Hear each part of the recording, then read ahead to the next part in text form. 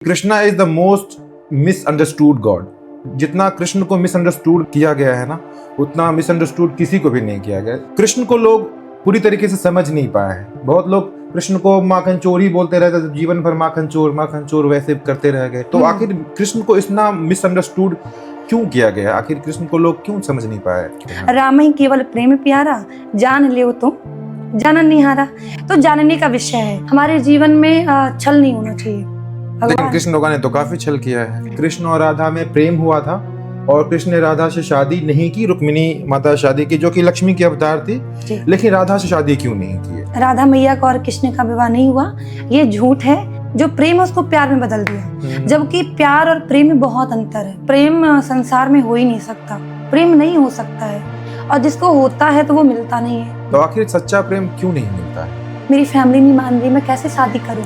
प्रेम ये सिखाता ही नहीं है कि फैमिली नहीं मानती। आपने प्यार किया, प्रेम किया, फैमिली से पूछ के किया। कृष्ण को हमेशा ही मुस्कुराते हुए देखा गया। मतलब बांसुरी बजा रहे हैं मुस्कुरा रहे, वो चक्र चलाते हुए मुस्कुरा रहे हैं, वो महाभारत में युद्ध हो रहा है वो मुस्कुरा रहे हैं, वो हमेशा मुस्कुरा रहे हैं। तो आखिर कृष्ण जो है हमेशा ऐसे डिफिकल्ट सिचुएशन में भी कैसे मुस्कुराते थे, और आम लोग जो है इसको अपने जीवन में कैसे इम्प्लीमेंट कर सकते हैं? ये श्री कृष्ण उपदेश इसलिए दे रहे हैं कि आज मैं खुश इसलिए हूँ कि दुनिया में लोग आपको कितना भी दुख देना, आप हंसना मत छोड़िए। दुनिया जाए भाड़ में, हमको कोई मतलब नहीं है। कृष्ण को भगवान कम और दोस्त ज्यादा लोग क्यों समझते हैं? प्रेम भी कृष्ण है, फैमिली भी कृष्ण है, सब कृष्ण है। कृष्ण भगवान में सामर्थ्य होते हुए भी कि वो महाभारत का युद्ध रोक सकते थे, फिर भी उन्होंने महाभारत का युद्ध क्यों होने दिया? अगर कृष्ण भगवान आज होते तो क्या वो सोशल मीडिया, फेसबुक, इंस्टाग्राम चलाते? आज अगर भगवान हमारे बीच में होते, मनुष्य का ही रूप लेके आते, तो वो भी मोबाइल चला रहे होते, एप्पल। हेलो दोस्तों, कैसे हैं आप लोग? उम्मीद करते हैं कि आप हेल्दी, वेल्दी और हैप्पी होंगे। आज के हमारे गेस्ट हैं श्री राधे कृपा साक्षी जी, जो कि एक कथावाचक हैं, जिनके इंस्टाग्राम पर 1,50,000 से भी ज़्यादा फॉलोअर्स हैं और यूट्यूब पर 50,000 से भी ज़्यादा सब्सक्राइबर। आज हमने उनसे बात की प्रेम के बारे में, कृष्णा एंड हिज कंट्रोवर्सी के बारे में, जो कॉमन गलतफहमी लोगों को कृष्ण के बारे में है, जैसे कि कृष्ण और राधा आपस में प्रेम करते थे, फिर कृष्ण ने राधा से शादी क्यों नहीं की? क्या कृष्ण वोमनाइजर थे? क्या कृष्ण कामी थे? अगर नहीं, तो आखिर उन्होंने 16,108 शादियां क्यों की? आखिर निर्वस्त्र होकर स्नान कर रही गोपियों का वस्त्र क्यों चुराया? कृष्ण दोस्त ज्यादा और भगवान कम क्यों लगते हैं? Why Krishna is the most misunderstood God?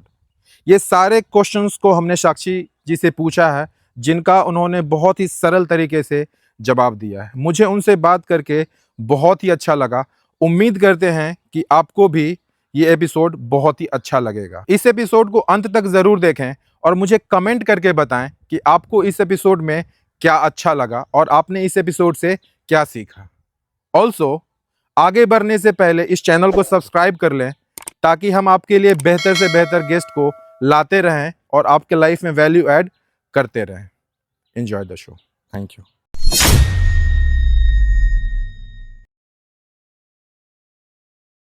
Radhe Krishna Sakshi ji. जी राधे कृष्णा। कैसे हैं आप? बस मैं बढ़िया हूँ, कृपा है ठाकुर जी की। Thank you so much. काफ़ी मतलब स्ट्रगल तो बोलना नहीं चाहिए, लेकिन मुझे लगा नहीं था कि मैं आपसे मिल पाऊँगा, और फाइनली आप यहाँ पे हैं, तो मुझे फाइनली बहुत ही अच्छा लग रहा है कि आप यहाँ पे हैं। मेरा सबसे पहला सवाल आपके साथ ये है कि कृष्ण भगवान को लोग माखन चोर और रासलीला से ज़्यादा रिलेट करते हैं, और उनको माखन चोर और रासलीला से ही, तो क्या कृष्ण भगवान माखन चोर और रासलीला तक ही सीमित हैं, या उनकी यही लिमिटेशंस है, या मतलब वास्तव में कृष्ण आखिर कौन है? देखिए, ये तो लोगों की मानसिकता है कि लोग कहते हैं कि माखन चोर। भगवान ने लीला की है कि जब हम ये कलयुग आएगा, तो इस कलयुग में भगवान का जब कथा होगी, जन्म होगा, तो हम लोग अच्छे से मना सकें। और ये लोगों की मानसिकता है, जैसे कि अभी आपने बताया कि भगवान यहाँ तक ही सीमित हैं कि माखन चोरी लीला, और भगवान ने रास भी रचाया है। हाँ। लोग कहते हैं कि भगवान ने इतने विवाह किए हैं, तो हम भी इतना करें। वो ईश्वर, देखिए, उन्होंने जन्म लिया है और हर जन्म में उन्होंने कुछ ना कुछ संदेश दिया है दुनिया को, संसार को। तो भगवान श्री कृष्ण एक भाव का विषय है, और भगवान आनंद से अपने भक्तों को नचाते हैं। भगवान ने रास रचाया, वो भी गोपियों के लिए भगवान ने रास रचाया। क्यों? क्योंकि गोपियां भगवान से प्रेम करती थी और भगवान चाहते थे कि जो भी मेरा भक्त हो तो मेरी वजह से उनको दुख ना हो, उनकी प्रसन्नता के लिए, उनके कि वो खुश रहें, इसलिए भगवान ने उनके साथ रास रचाया।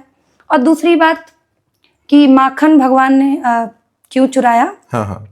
लोग कहते हैं माखन चोर हैं, तो भगवान की ये भी एक सुंदर एक लीला है कि केवल यहाँ तक सीमित नहीं है कि उन्होंने माखन चुराया है, वो भी उनके साथ जो मित्र थे, सबसे पहले नोटिस किया होगा आप लोगों ने भी, कथा में भी सुना होगा कि ठाकुर जी अपने आप स्वयं माखन को नहीं खाते हैं, जो उनके सखा है उनको खिलाते हैं। बिल्कुल। तो भगवान ने भी उनको आनंद आया, उन्होंने बाल लीलाएं की हैं।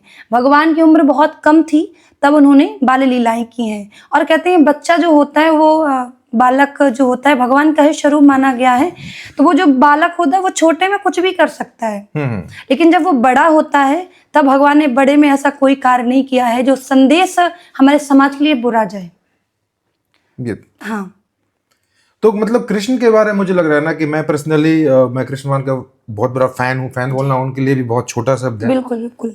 दास हूँ, भक्त हूँ, क्या कहूँ। तो लेकिन मैंने जो ऑब्जर्व किया है आज तक कि Krishna is the most misunderstood God. जितना कृष्ण को मिसअंडरस्टूड किया गया है ना, उतना मिसअंडरस्टूड किसी को भी नहीं किया गया। बाकी लोगों के बारे में क्लैरिटी है, महादेव के बारे में बाकी लोग क्लियर है कि ठीक है ऐसे हैं। कृष्ण को लोग पूरी तरीके से समझ नहीं पाए हैं। बहुत लोग कृष्ण को माखन चोर ही बोलते रहते थे, जीवन भर माखन चोर वैसे करते रह गए। कुछ लोग जो है रासलीला, तो उसी तरीके से लोग उसको ट्रीट करते हैं। तो आखिर कृष्ण को इतना मिसअंडरस्टूड क्यों किया गया? आखिर कृष्ण को लोग क्यों समझ नहीं पाए? देखिए ये दुनिया है, ये दुनिया जब भगवान को इतना कह सकती है तो हम लोगों को तो स्वाभाविक है, लोग बोलेंगे ही। लेकिन देखिए आप लोगों का भाव है कि लोग उनको क्या कहते हैं क्या नहीं। लेकिन कृष्ण के विषय में ये बात आपने सच कहा है कि उनके विषय में कहना बहुत बड़ी बात है। कोई जान ही नहीं सकता क्योंकि वो ईश्वर हैं, वो भगवान हैं।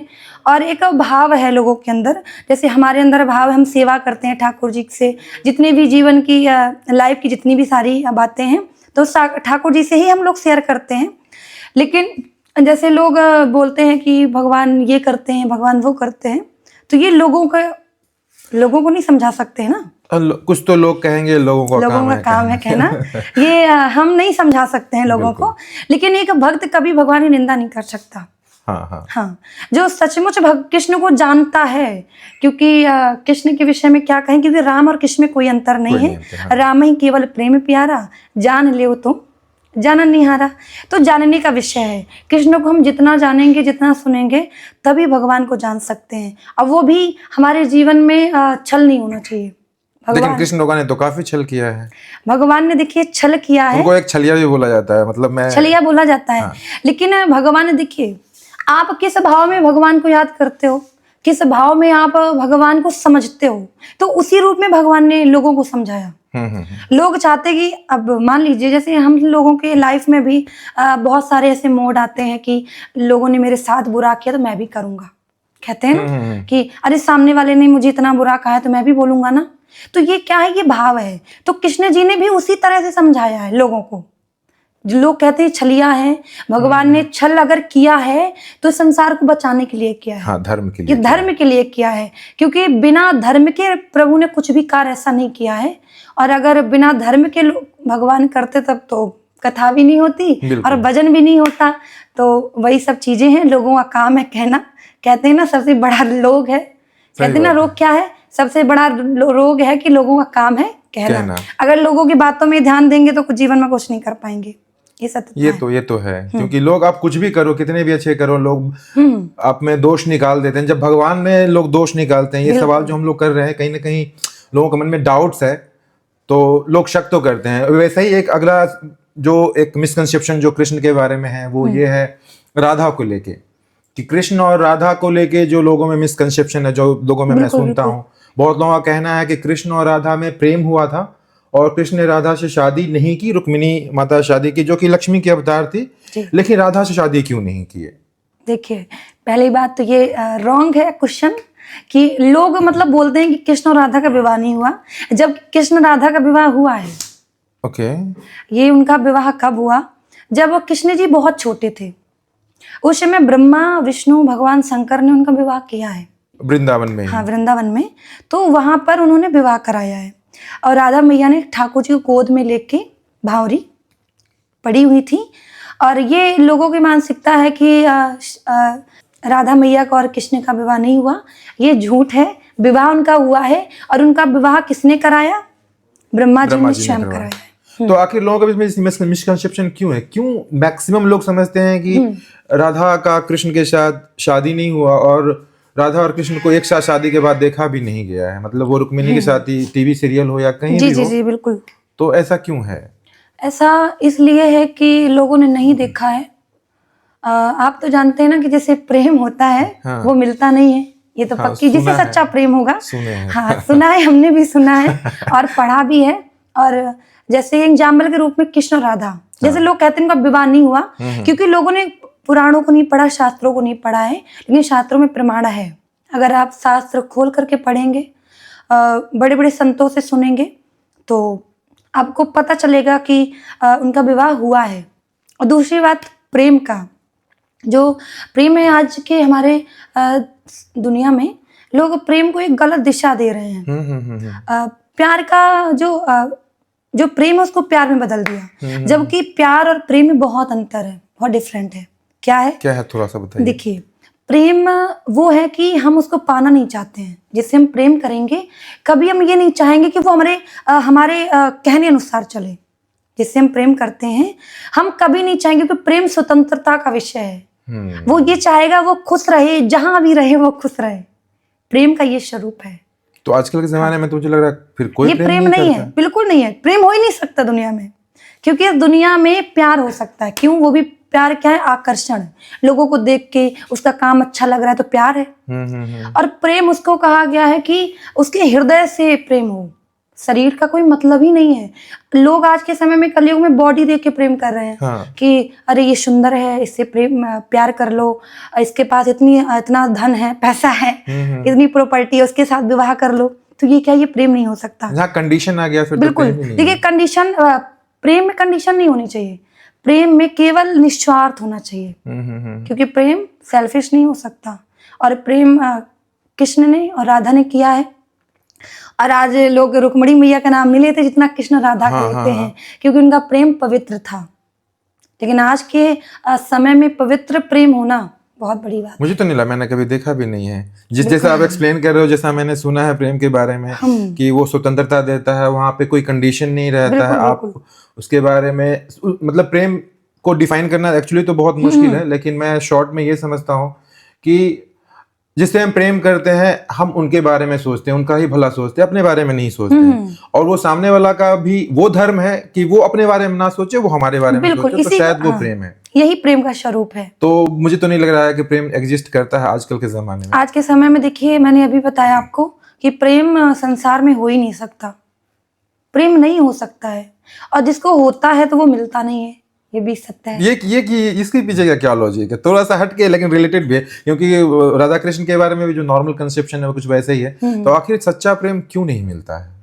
देखिए, जब सच्चा प्रेम होता है तो शास्त्र में भी बताया है कि सच्चा प्रेम अगर मिल जाएगा तो सभी लव मैरिज पे भरोसा करेंगे। ओके। है ना? हाँ। सब लव मैरिज करेंगे तो अच्छा है ना? है ना? अच्छा है, लेकिन जब तक आप पास में नहीं हो तब तक अच्छा है।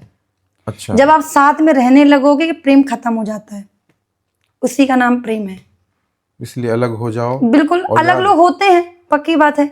देखिए, परिभाषा के रूप में, एग्जाम्पल के रूप में कृष्ण जी हैं। देखिए, जब प्रेम हुआ तब प्रेम नहीं था। जब कृष्ण और राधा मैया का विवाह हुआ, क्योंकि ठाकुर जी तो छोटे थे ना, राधा मैया भी छोटी थी, तो वो प्रेम जानती नहीं थी। छोटा बच्चा क्या जानेगा प्रेम क्या होता है ना? लेकिन जब वो बड़े हुए तो उनका अलग होना तय था। और आज लोग कहते हैं कि अरे राधा और कृष्ण का जो प्रेम था, जब वो नहीं मिले। प्रेम का नाम ही है राधा मोहन। प्रेम का नाम ही है राधा मोहन, क्योंकि सच्चा प्रेम नहीं हो सकता इस दुनिया में। और अगर होता है तो स्वतंत्र, कोई कंडीशन नहीं हो सकती। कोई कंडीशन ही नहीं हो सकती। आप भले ही सोचे कि हम बहुत प्रेम कर, लेकिन स्वार्थ हो जाए, कंडीशन बन जाएगी। अब प्रेम में मेरी फैमिली नहीं मान रही, मैं कैसे शादी करूं? प्रेम ये सिखाता ही नहीं है कि फैमिली नहीं मानती। आपने प्यार किया, प्रेम किया, फैमिली से पूछ के किया? ये तो एक्सक्यूज है। बिल्कुल। जबकि वहां पे प्रेम नहीं हो सकता ना। और इसी का नाम है राधा मोहन। क्योंकि प्रेम मुझे नहीं लगता, और मैंने बड़े बड़े लोगों से सुना भी है कि प्रेम दुनिया में नहीं हो सकता, इस कलयुग में प्रेम तो हो ही नहीं सकता, ये सत्यता है।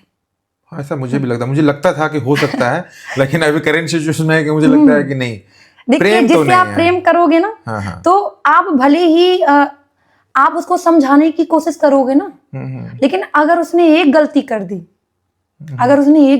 दी, ना, तो वो व्यक्ति आपकी गलती को ध्यान देगा, आपको नहीं ध्यान देगा। उस समय उसका जो प्रेम है, प्यार है, खत्म हो जाएगा। तो ये प्रेम का स्वरूप हो ही नहीं सकता। सही बात है। जिससे आप प्रेम करते हो उससे नफरत कैसे कर सकते हो? कैसे हो सकता है बताइए? क्योंकि राधा अगर कृष्ण से अलग भी हुए तो नफरत नहीं हुई, प्रेम बरकरार रहा। आज दुनिया में चल भी रहा, आज भी दुनिया में लोग उनका एग्जाम्पल देते हैं, लेकिन राधा और कृष्ण के प्रेम को लोग मिसयूज करके दुनिया में मतलब मिसयूज करते हैं उनका, कि उन्होंने किया था तो हम क्यों नहीं हम भी करें। लेकिन भाई तुम कृष्ण नहीं हो। ठाकुर जी ने तो अपनी उंगली से गोवर्धन पर्वत उठा लिया, अगर लोग उठाएंगे तो मर जाएंगे। हाँ। लोगों से पत्थर नहीं उठ रहा है। उनसे बोलो कि भैया थोड़ा सा आप काम कर दीजिए, उसमें थक जाएंगे लोग। वो तो गोविंद है, उन्होंने तो पता नहीं क्या क्या किया है, क्या क्या नहीं किया है, ये मानिए सब कुछ वो कुछ भी कर सकते हैं, वो परमात्मा है, उनका कोई लिमिटेशंस नहीं है। मतलब ये मेरा अंडरस्टैंडिंग है, मैं तो उनको मानता हूँ कि जो भी कुछ हो रहा है वो कर सकते हैं, और आप उनकी तुलना नहीं कर सकते, इसलिए उनकी कुछ अच्छाई को लो और आगे बढ़ सकते हैं। तो यही स्वरूप है कि हम प्रेम तो करते हैं, बहुत ज़्यादा लोग प्रेम करते हैं एक दूसरे से, लेकिन बीच में कंडीशन आ जाती है ना, तो सामने वाला आपको खूब समझा रहा है, उसने ट्राई किया कि आप उसकी बात को समझें, अगर उसने गलती की है तो आप समझने का तो प्रयास करिए, लेकिन जिस जगह समझना खत्म हो जाए तो मान लीजिए कि प्रेम नहीं है। बिल्कुल। क्योंकि प्रेम सामने वाले के मन में आपके प्रति क्या है ये स्वाभाविक नहीं है। स्वाभाविक ये है कि आप सामने वाले को क्या दिखाना चाहते हैं, सामने वाले से आप कितना प्रेम करते हैं। ये मत सोचिए कि वो आपसे प्रेम करता है या नहीं करता, आप प्रेम करते हैं, ये प्रेम का स्वरूप है। सही बात है। क्योंकि प्रेम पाना सिखाता ही नहीं है कि वो हमको मिल जाए, वो दुखी हो जाए तो हम प्रसन्न हैं। क्योंकि सामने वाला चाहता है कि वो व्यक्ति खुश रहे तो मैं खुश हूँ, उसको ही प्रेम कहा गया। हाँ वही ना, तो ये तो एक्सपेक्टेशंस हो गया ना। अगर प्रेम में समझाना पड़ गया तो प्रेम नहीं रहा, क्योंकि प्रेम में तो समझा जाता है कि आपको कोई और समझ जाता है बिना बोले हुए, तो वो प्रेम है। जैसे कि मैंने सुना था कि वो कृष्ण और राधा के बारे में, जब वो वृंदावन छोड़ के जब मथुरा उनको जाना पड़ा था, राधा रानी बहुत रो रही थी। जी, जब भगवान गोकुल छोड़ के आ रहे थे, गोकुल छोड़ के आ रहे थे, राधा मैया बहुत रोई थी कि मैंने तो तुमसे प्रेम किया था कृष्ण, फिर भी तुम जा रहे हो।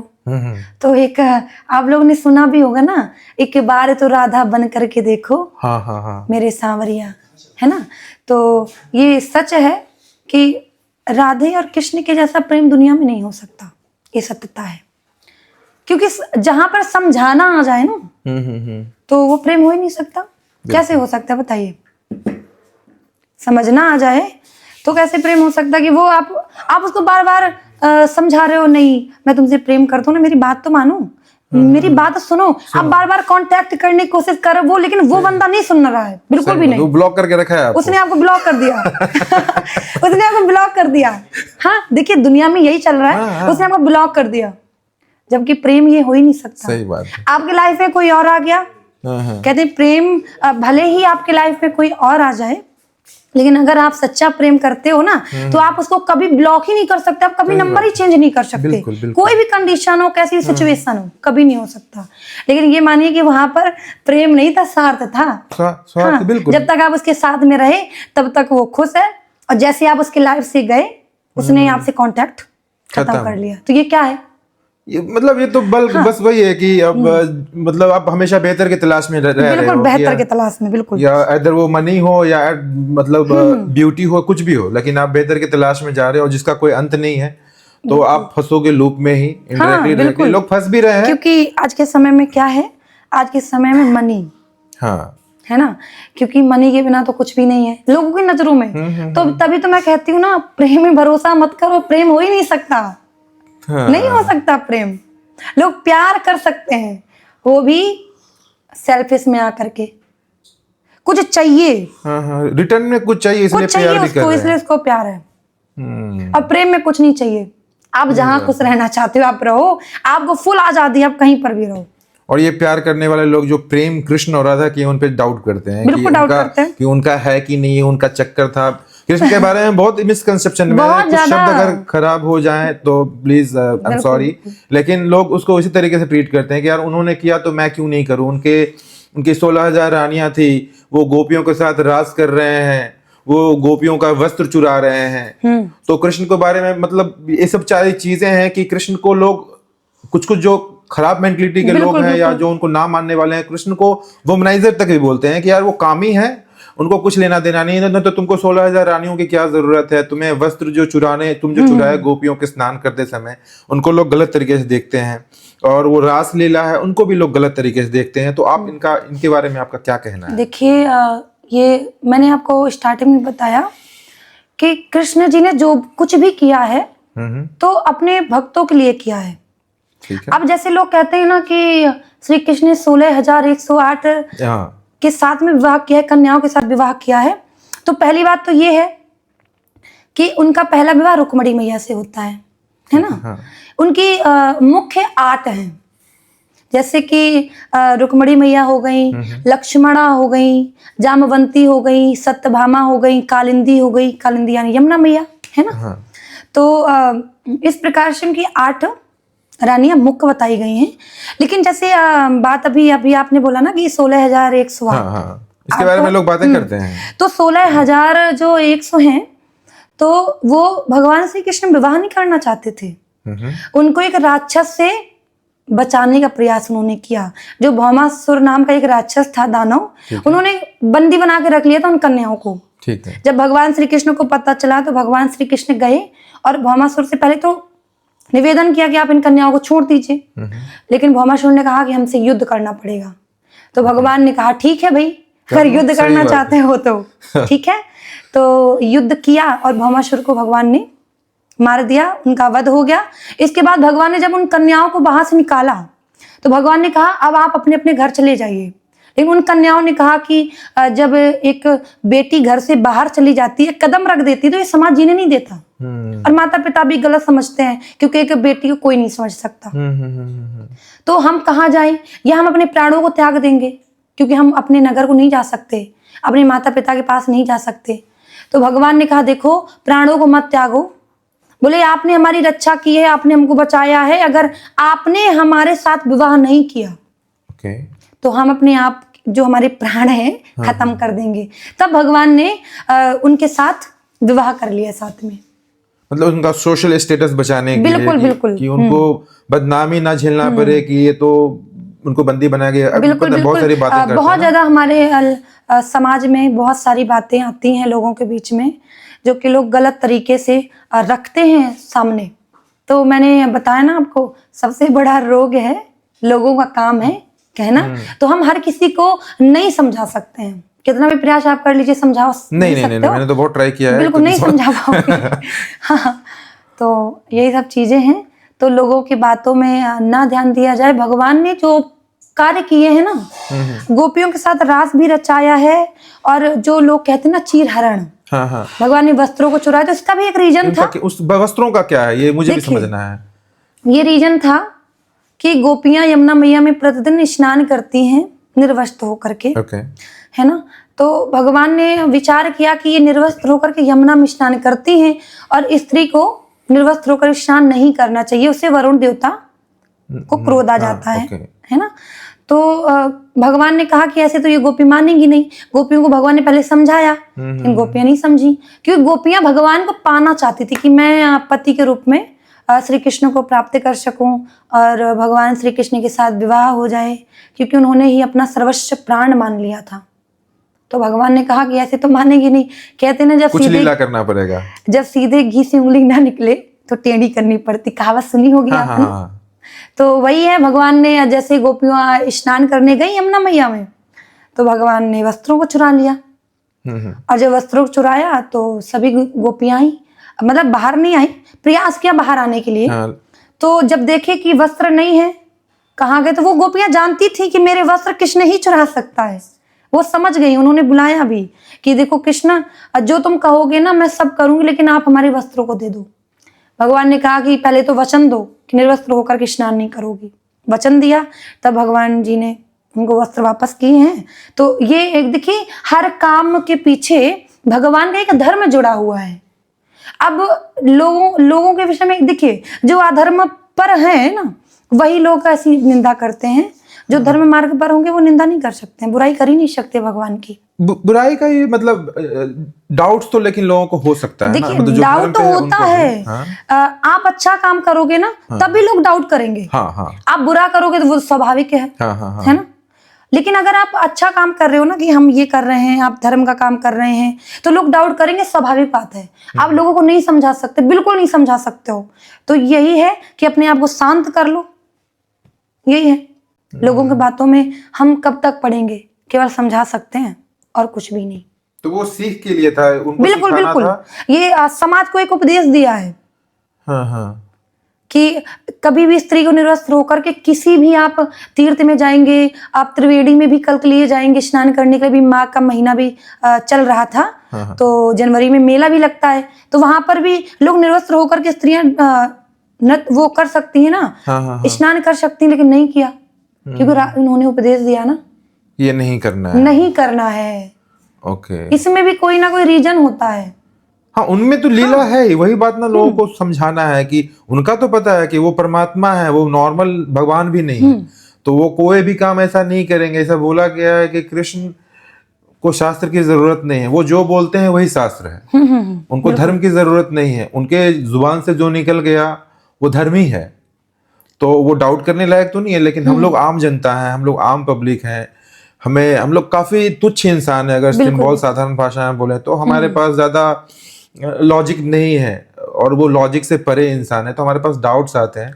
और इसलिए मैंने सोचा कि इस डाउट्स को अगर क्लियर कर पाए, मेरा क्लियर हो जाए और जो कुछ और लोगों का डाउट्स है उनका भी क्लियर हो जाए, बिल्कुल बिल्कुल। तो बहुत ही अच्छा रहेगा। जैसे कृष्ण के बारे में मैंने एक चीज और ऑब्जर्व किया, वैसे मतलब कृष्ण के बारे में मैं सच बताऊं तो मैं बात करूं तो 5-6 घंटा में बात कर सकता हूँ। मतलब मैं बता नहीं सकता कि मतलब पूरे रोम रोम में बसे हुए हैं वो, और मतलब क्या ही बोलूं। लेकिन फिर भी कुछ कुछ मेजर क्वेश्चन जो कृष्ण के बारे में, एक चीज और जो मैंने ऑब्जर्व किया कि कृष्ण के लाइफ में मैंने देखा है कि फ्रॉम द स्टार्टिंग, जन्म से लेकर, उनका जन्म कारागार में होता है, फिर बहुत सारे राक्षस आते हैं, बहुत सारा दुख, बहुत स्ट्रगल, मतलब उनके लाइफ में बहुत स्ट्रगल है, बहुत दुख है, लेकिन कृष्ण को हमेशा ही मुस्कुराते हुए देखा गया। मतलब बांसुरी बजा रहे हैं मुस्कुरा रहे, वो चक्र चलाते हुए मुस्कुरा रहे हैं, वो महाभारत में युद्ध हो रहा है वो मुस्कुरा रहे हैं, वो हमेशा मुस्कुरा रहे हैं। तो आखिर कृष्ण जो है हमेशा ऐसे डिफिकल्ट सिचुएशन में भी कैसे मुस्कुराते थे, और आम लोग जो है इसको अपने जीवन में कैसे इम्प्लीमेंट कर सकते हैं? देखिए भगवान श्री कृष्ण गीता में भी कहते हैं अर्जुन से कि जीवन में जब भी दुख आए ना, तो दुख को हमें कैसे मिटाना है, हंस करके। जब आप हमेशा हंसोगे ना, तो ये दुनिया को एक संदेश है, संसार को। हाँ। और ये संदेश संसार को इसलिए वो दे रहे हैं कि अगर सामने वाला व्यक्ति आपको दुख दे रहा है ना, तो आप मुस्कुराओगे तो सामने वाला और परेशान होगा। सही बात। सामने वाला और परेशान होगा कि मैं इतना इसको दुख देता हूं, फिर भी ये बड़ा खुश रहता है, क्या रीजन है? इसको टेंशन ही नहीं है, बिल्कुल। इसको टेंशन ही नहीं है। तो ठाकुर जी कहते हैं जीवन है, और द्वापर युग था। देखिए सतयुग, त्रेता, द्वापर, कलयुग चल रहा है, और द्वापर युग में यानी नहीं, सतयुग से चला आ रहा है कि लोग आपको हानि पहुंचाएंगे, लेकिन उस समय आप हार जाओगे ना, तो आप कुछ नहीं कर पाओगे, क्योंकि आपने अपना जो आपकी जो लाइफ है ना, आप किसी और के ऊपर डिपेंड हो गए हो। वो जैसा आपको चलाना चाहता, उसने कहा कि आप अच्छे लग रहे हो तो आप अच्छे हो गए, उसने कहा आप बुरे लग रहे हो तो आप बुरे हो गए। तो ये क्या है, हमने अपना पूरा जो जीवन है, हमारी जो लाइफ है ना, हमने किसी और के ऊपर थोप दी है। जैसा सामने वाला चलाए वैसा ही चल रहे हैं। सही बात। लेकिन श्री कृष्ण उपदेश इसलिए दे रहे हैं कि आज मैं खुश इसलिए हूं कि दुनिया में लोग आपको कितना भी दुख देना, आप हंसना मत छोड़िए। हाँ, आप मुस्कुराते रहिए, और जब आप मुस्कुराओगे ना तो सामने वाला खुद एक दिन थक जाएगा। हाँ सही बात है, हाँ, क्योंकि वो आपको दुख देना चाहता है, आप दुखी हो ही नहीं रहे, आप हो ही नहीं रहे हो, तो वो खुद दुखी हो जाएगा कि यार अब क्या करें। अब क्या करें। और वो कितना भी प्रयास कर ले आपको कि आप बहुत दुखी रहो, कितना भी कष्ट, लेकिन आप ना खुश रहो। लेकिन ये मुश्किल होता है, मैंने ऑब्जर्व किया है कि बिल्कुल बिल्कुल। मैं मतलब अपने बारे में बता रहा हूँ और बाकी लोग रिलेट करते होंगे कि जब दुख आ जाता है, जब सच में बहुत दुखी रहता है ना, हमें पता है कि हम मेडिटेशन करेंगे या हम खुश रहेंगे तो हम ठीक हो जाएंगे, लेकिन जब दुख की घड़ी आती है तो वो सबसे पहले जो चीज़ गायब होती है वो हंसी और खुशी ही गायब होती है। तो वो तो भगवान थे, वो स्थित प्रज्ञ से भी परे इंसान परे थे, पते चीजें। तो वो तो कर सकते हैं। हम लोग कैसे इम्प्लीमेंट करें इसको? अब जब दुख आए तो हम लोग क्या देखिए, करें कि आपने सुना भी होगा और जाना भी होगा, वृंदावन के बहुत ही अच्छे संत हैं प्रेमानंद जी प्रेमानंद महाराज। वाला मैं तो आपने उनके विषय में जितना कहो बहुत कम है। हाँ हाँ आज जो युवा है ना, उनको उन्होंने सही मार्ग पर ला दिया है, दुनिया संदेश दिया है। ये मानिए कि ब्रज में तो लोग ये जानते हैं कि वो स्वयं भगवान है। लगता भी है। और आपने देखा होगा कि इतनी बड़ी बीमारी से वो आज भी लोगों को थोड़ा सा फीवर आ जाता है ना, तो बेड में गिर जाते हैं ना कि अब नहीं होगा, मैं एक काम नहीं कर सकता। लेकिन एग्जाम्पल के रूप में प्रेमानंद जी महाराज हैं हाँ कि देखिए उनकी दोनों किडनियां खराब हैं, लेकिन फिर भी राधा का नाम ले रहे हैं वो। उन्होंने कितना संघर्ष किया होगा अपने लाइफ में, कितना क्या नहीं किया हो, लेकिन आज वो उस मुकाम पर है। लेकिन भरोसा जो है ना, ट्रस्ट, हाँ हाँ उन्होंने राधा मैया को अपना सब कुछ मान लिया, माता पिता भाई बहन मित्र सब मान लिया। वो किसी को अपना मित्र नहीं मानते। वो कहते हैं जीवन में अगर दुख आए ना तो अब राधा नाम का उच्चारण करिए। और ये मैंने अपने ऊपर भी किया है। मैं अपना एग्जाम्पल देती हूँ आपको कि देखिए, दुनिया में ऐसा कोई है नहीं जो दुखी ना होता हो। हाँ हाँ कितना भी बड़ा संत हो, लेकिन देखिए जीवन में दुख जब आता है ना तो मन उदास हो जाता है। हमें कुछ समझ नहीं आता कि हम क्या करें क्या ना करें, कुछ भी नहीं समझ में आता है। लेकिन प्रेमानंद जी महाराज जी कहते हैं कि अगर आप राधा का नाम लोगे ना, नाम जब करोगे ना, तो जो अंदर से आप दुखी होगे ना, तो आप अपने आप मजबूत हो जाओगे, आपका मन स्थिर हो जाएगा, आप अपने आप को कंट्रोल में कर सकते हो। जो हमारा माइंड मेकअप होता है ना, वो है यही कि हम जितना हो सके नाम जप करें। क्योंकि मैंने अपने ऊपर भी किया है कि मेरी लाइफ में जब जब भी प्रॉब्लम्स आई हैं, तो आप कितना भी लोगों को समझाने का प्रयास करें, लेकिन लोग नहीं समझ सकते हैं। तो उस समय जब दुनिया में कोई भी ना दिखे तो आप नाम जप करिए। मैं खुद लोगों को समझाती हूँ, हाँ हाँ लेकिन जैसा कि मैंने बताया ना कि मैं भी एक साधारण सी हूँ। लोगों को लग रहा होगा कि मेरी लाइफ में दुख नहीं आया होगा, लेकिन सबकी लाइफ में दुख आता है। हाँ, तो दुख से तो बचना इस संसार में मुश्किल। बिल्कुल। जब भगवान दुखी रहे तो ओके प्लीज। तो जब आप दुखी हो ना, तो मेरा मानना है कि आप जप करिए। आपको कोई ना समझे, आप जप करिए, जिससे हमें शक्ति मिलेगी लड़ने की। क्योंकि कहते हैं ना, हार के आगे जीत है। आज आप हारोगे कल जीतोगे। अगर अभी हार करके बैठ जाओगे ना, तो फिर कैसे जीतने की उम्मीद होगी। बिल्कुल इसलिए देखिए, जो माइंड मेकअप होता है अपने मन को कभी मत गिराइए। क्योंकि सबसे बड़ा अगर हमारा कोई फ्रेंड है ना, तो हमारा मन है। मन नहीं। हाँ, आप अगर कुछ भी बातें करो ना तो अपने मन से करो, भगवान किससे करो, लोगों से मत करो। और अगर आपने अपने माइंड को मजबूत कर लिया ना, सब हर चीज माइंड से होता है। आप अच्छा सोचोगे तो अच्छा होगा, बुरा सोचोगे तो बुरा होगा। तो अपना माइंड मेकअप आप ऐसे बना के रखो ना कि लोग कितना भी आपके विषय में बुरा भला कहे ना, आपको फर्क ही ना पड़े। दुनिया जाए भाड़ में, हमको कोई मतलब नहीं है, कोई मतलब नहीं। केवल अपने आप से मतलब है। जो आपके लिए इंपॉर्टेंस है, आपकी फैमिली, आपके माँ बाप, आपके भाई बहन, उन पर फोकस करिए। ये लोग आपको बुरा ना कहें। दुनिया है, दुनिया तो सबको कहती है। राम जी को भी बुरा कहा, माता सीता ने अग्नि परीक्षा दी, हाँ फिर भी लोगों ने बुरा कहा, त्याग करना पड़ा। और आज ये तो दुनिया है, तो दुनिया पर कहां तक ध्यान दिया जाएगा।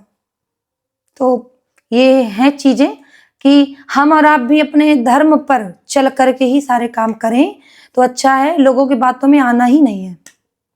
मतलब अपना काम कीजिए, दुखी बिल्कुल, है बिल्कुल। तो नाम जप कीजिए, मतलब नाम जप जो आखिरी उपाय है। आखिरी हाँ, क्या हाँ। है? आखिरी भी है, पहला भी है, जैसा बिल्कुल, भी बिल्कुल है। आखिरी उपाय नहीं है। आप करते रहोगे तो दुःख समझ में नहीं आएगा। ओके, हाँ। ठीक है। तो कृष्ण, एक हम लोग हुँ। बहुत, वैसे क्वेश्चन तो बहुत सारे हैं, लेकिन चूंकि हम लोग का टाइम बिल्कुल, का बिल्कुल इशू है, टाइम तो एक आखिरी क्वेश्चन मैं आपसे हाँ। पूछूंगा कि जो कृष्ण के बारे में आपने भी ऑब्जर्व किया होगा, बाकी लोगों ने भी किया होगा, कि कृष्ण जो है वो भगवान कम और दोस्त ज्यादा लगते हैं। मैं अपने बारे में बताऊं तो हुँ, मैं कृष्ण को दोस्त मानता हूँ, मतलब भाई भी बोल देता हूँ, कभी हुँ। यार बोल देता हूँ कि यार प्लीज देख लो। बाकी भगवान को बिल्कुल, लगता है कि बिल्कुल। वैसा, तो आखिर कृष्ण को भगवान कम और दोस्त ज्यादा लोग क्यों समझते हैं? क्या है आखिर ऐसा बात? इसलिए समझते हैं क्योंकि ये भी आपने शायद एक श्लोक है, हाँ, तुमेव माता च पिता तुमेव, तुमेव बंधु च सखा तुमेव, तुमेव विद्या द्रोण तुमेव, तुमेव सर्वम मम देव मम देव देव। देव। भगवान स्वयं कहते हैं कि जो लोग मुझे हम्म, अपना भाई, माता पिता, सखा, जो कुछ भी माने, मैं उसके लिए वैसा बन जाता हूँ। लोग फ्रेंड मानते हैं, कई लोग फादर मानते हैं, कई लोग मदर मानते हैं, सिस्टर मानते हैं, मतलब सब कुछ है कृष्ण। प्रेम भी कृष्ण है, फैमिली भी कृष्ण है, सब कृष्ण है।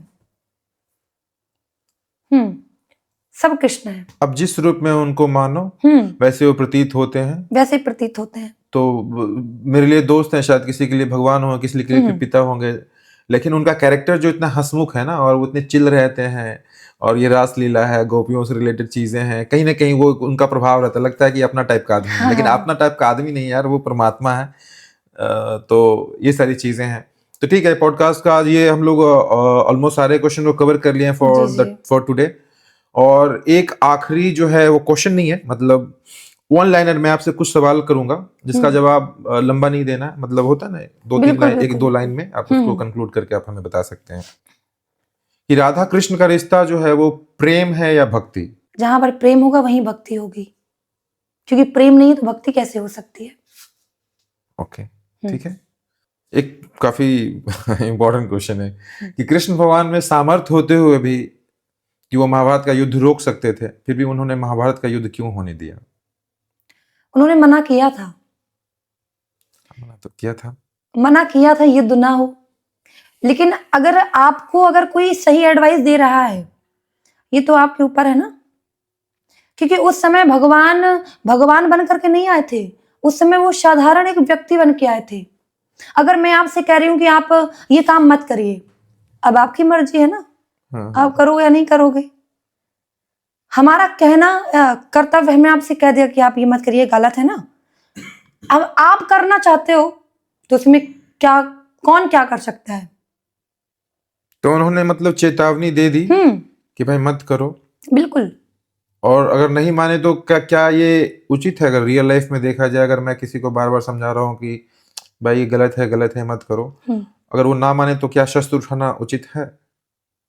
देखिए, ये जो महाभारत की जो है ना, बहुत लंबी गाथा है। हाँ, हाँ, हाँ, इसको हम संक्षेप में ज्यादा कर भी नहीं सकते हाँ, हाँ, हैं, नहीं ठीक है, बस है ना। एक दो लाइन हाँ, बस हाँ, बता सकते हैं ज्यादा इसको हम संक्षेप में नहीं कर सकते हैं क्योंकि महाभारत का विषय है बहुत ज्यादा। ठीक है, आई गॉट इट। ऐसे हाँ, भी ये हाँ, वन लाइनर था, मैं बिल्कुल, ही थोड़ा बिल्कुल। भटक गया था, सॉरी। जी।